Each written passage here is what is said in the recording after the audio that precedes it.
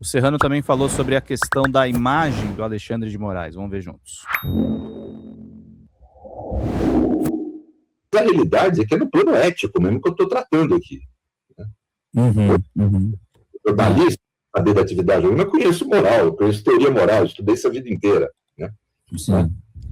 Temos mesmo, da nossa querida Lia Sérgia Marcondes, vou pegar aqui o texto. Da filosofia política. Ora, um assunto dessa envergadura, com relação a qualquer ser humano tem direito a não ter sua imagem destruída sem que haja um mínimo de apuração e de verificação probatória. Eu espero que tenha havido por parte dos jornalistas que fizeram isso.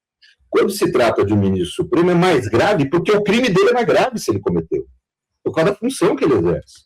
Né? Então, nós temos que ir com calma. Eu acho que tem que a polícia, o Ministério Público, fazerem uma investigação preliminar, nesse caso, para verificar se há o mínimo de materialidade para instaurar inquérito. Para ter alguma repercussão em cima do jornalista, isso é problema dos envolvidos, e aí tem que haver um debate judicial de qual o limite da liberdade de imprensa, que eu acho que precisa ser amplo na democracia. Uma coisa é você falar que um jornalista, só para usar o mesmo mote que foi usado, agiu de forma antiética ou imoral. Outra coisa é dizer que ele agiu de forma ilícita. São coisas diferentes. Né? É diferente quando eu imputo o crime a alguém, quando o jornalista o faz no exercício da sua profissão. Eu muito mais facilmente, como cidadão comum, posso ser enquadrado no crime de calúnia do que um jornalista. Temos que ir com calma nisso também. Nós estamos falando da liberdade de imprensa numa democracia. Então, tudo... Pedro, e o caso Silvio Almeida? Pois é, meu caro, não teve conclusão, né? Está no Supremo Tribunal Federal. Eu acompanho o trabalho do Silvio, né? Mesmo depois dessas acusações gravíssimas. Está passando um ano novo, né? Tá tocando as coisas. A Aniele Franco acho que vai deixar o ministério, né? E, enfim, vamos ver o que vai ser concluído dessa questão. Mas parece que o que tem se ouvido aí, as últimas notícias, é que não há consenso, assim, dentro do Supremo Tribunal Federal a respeito da culpa dele. Ele foi indiciado, o processo vai correr, e aí depois a gente vai ver qual vai ser a conclusão, né?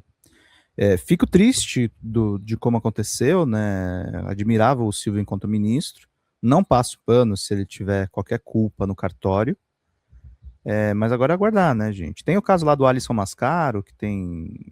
O 247 está defendendo ele, né, mas também foi expulso da USP. Uma coisa que as pessoas precisam entender, tá? Não é questão de condenar de uma maneira... Mesmo porque eu estive sempre aberto a ouvir o lado do Silvio. Inclusive trouxe a advogada dele lá no DCM e vi a entrevista que ele deu para o UOL. Bom, aí tem minhas fontes no off também que eu conversei. Mas também não se trata assim, a gente não pode passar pano automaticamente porque a pessoa é de esquerda, tá, gente? Isso é uma coisa que a gente tem que ter sempre prudência, sempre cuidado, e sobretudo nós homens temos uma responsabilidade enorme de não acobertar nenhum tipo de crime sexual, tá, gente? Então é muito importante. Isso é uma coisa que salta aos olhos, né, Danca? Querem a todo custo explicar o erro da Malu Gaspar. Cara, tá errado, cara. Tá errado, a matéria tem que ter prova. Ó, a retrospectiva da Lia Sérgia tá aí no nosso chat, gente. Vamos lá, que hoje fechamos as metas com louvor. Tô muito feliz com a audiência aqui, gente. Vamos lá.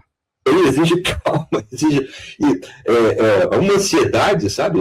Que eu não quero...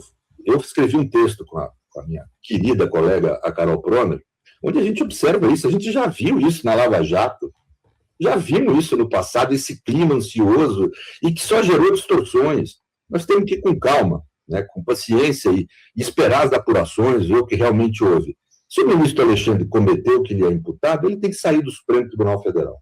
Se ele não cometeu, ele tem o direito de tentar se ressarcir junto a quem publicou a matéria, jornalista, órgão de imprensa, etc.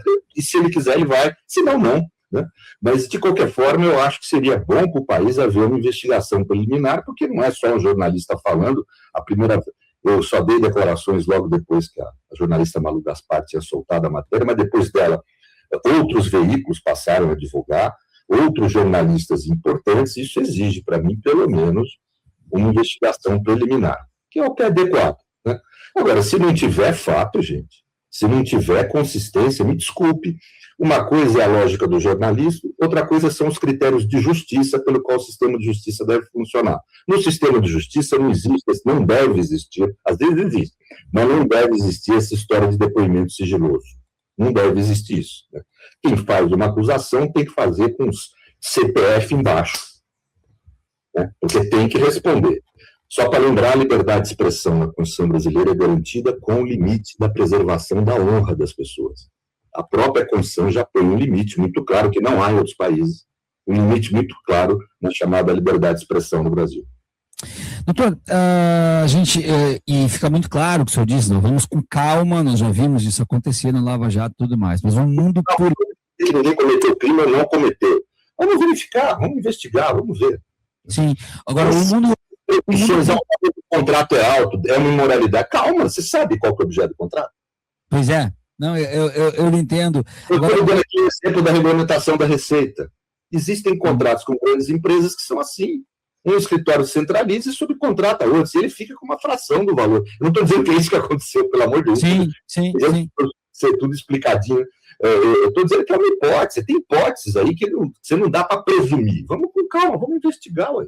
Uhum. Aí eu queria lhe ver sobre a questão o mundo político parece não ter nunca essa calma, né? E um dos protocolos, um dos documentos, os pedidos de impeachment que já foram protocolados para o ministro Alexandre de Moraes, a petição que é assinada por Damares Alves, Eduardo Girão e Magno Malta, 3 senadores, eles colocam na petição que a conduta narrada sobre tudo isso que envolve o Banco Master, se confirmada, revela atuação extrajudicial, alheia à função jurisdicional, com potencial utilização da autoridade do cargo para interferir em órgão regulador independente em benefício de interesse privado específico, o que afasta qualquer alegação de imunidade funcional.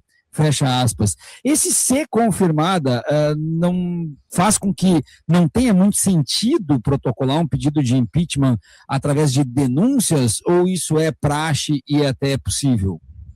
Eu acho que seria mais adequado uma investigação pelo Congresso, né? Pedir a abertura de uma CPI, para depois, se for o caso, fundamentar um pedido de impeachment. Por quê? Há uma vulgaridade que se fala, eu vejo muitos jornalistas falando isso, me perdoe, professor. Não é crítica à profissão, é porque eu vejo uma vulgaridade jurídica. Também o jornalista não está interessado em dar aula de direito, ele está preocupado em divulgar a matéria, etc. Né? Mas, de qualquer forma, é muito comum você ver falar assim, de forma muito ligeira, o impeachment é um ato político. Não, senhor, aqui nós não estamos no... Emerson, bom dia, pessoal. Uma dúvida de leigo, existe sigilo de prova da fonte de jornalista? O jornalista não tem compromisso de apresentar a materialidade ao público no momento em que publica? O jornalista tem direito de publicar o que ele julgar relevante para o interesse público, né, Emerson? E aí é o que acontece. Ele tem essa liberdade, só que aí ele também tem o direito democrático de ser processado se a informação que ele publica lesa alguma instituição. O jornalista tem direito a todo tipo de sigilo, ainda mais no Brasil, segundo o ordenamento jurídico brasileiro.